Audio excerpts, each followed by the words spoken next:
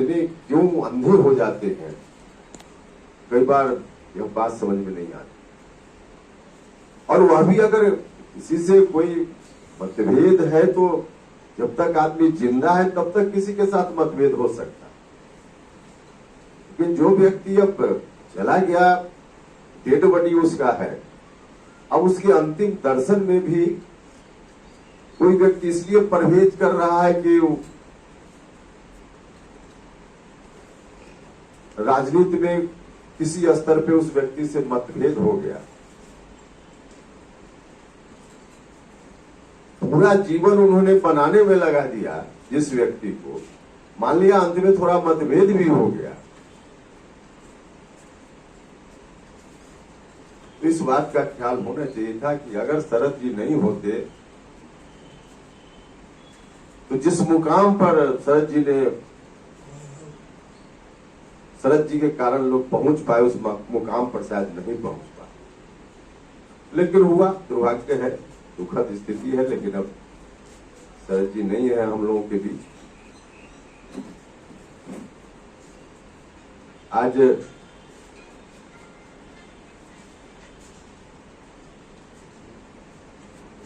जिस पार्टी को उन्होंने जन्म दिया,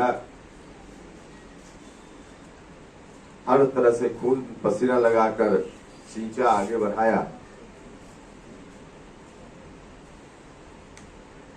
जैसा कि मैंने कहा कि उसी दल ने सबसे ज्यादा उनकी दुर्गति कर। लेकिन अलग बात है कि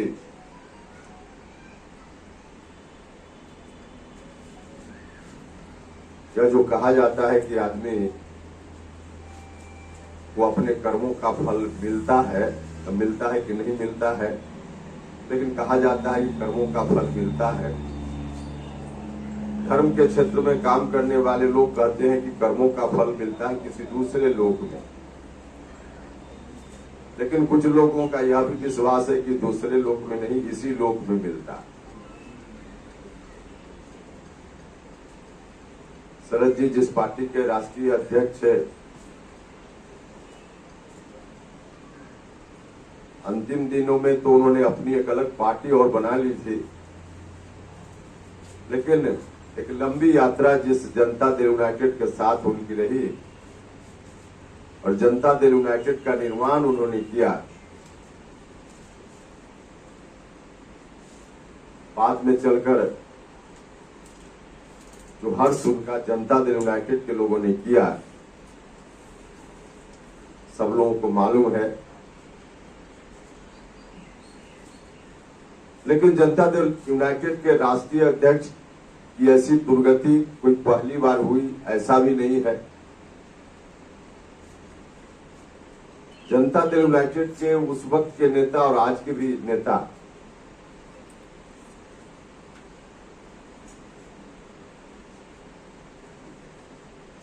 इस पार्टी के राष्ट्रीय अध्यक्ष के साथ किस रूप में व्यवहार करते रहे हैं, कोई अकेले शरद जी उदाहरण नहीं है।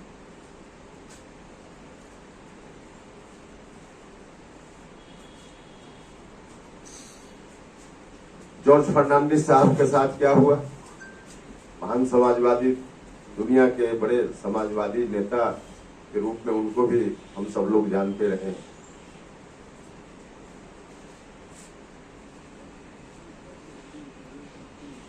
किस तरह से उनके साथ भी व्यवहार हुआ सब लोग जानते हैं। राष्ट्रीय अध्यक्ष के रूप में उन्होंने उस पार्टी की सेवा की जब समता पार्टी बनी, तब से लेकर बाद के दिनों।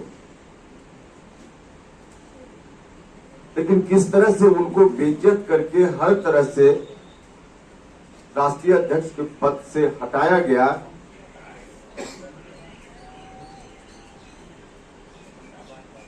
इतिहास इस बात को याद रखेगा। फिर बाद में शरद यादव जी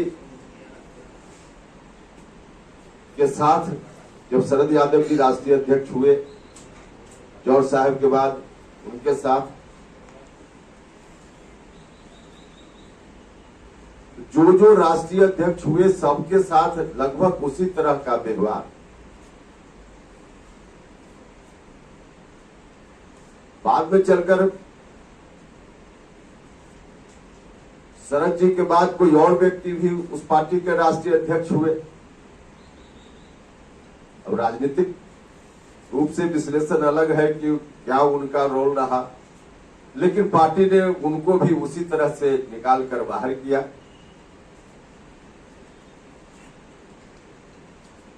अब आज की तारीख में कोई और व्यक्ति राष्ट्रीय अध्यक्ष है उस पार्टी का। आज जो व्यक्ति जनता दल यूनाइटेड का राष्ट्रीय अध्यक्ष है, उसके पहले जितने राष्ट्रीय अध्यक्ष हुए नीतीश जी को छोड़ करके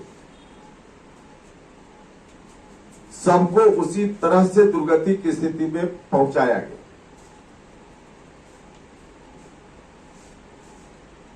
जैसा कि हमने कहा कि आदमी के कर्मों का फल मिलता है, ऐसी मान्यता है, तो तमाम राष्ट्रीय अध्यक्षों को उस दुर्गति की स्थिति में पहुंचाने का काम जिस तरह से हुआ, आज जो राष्ट्रीय अध्यक्ष हैं जेडीयू के,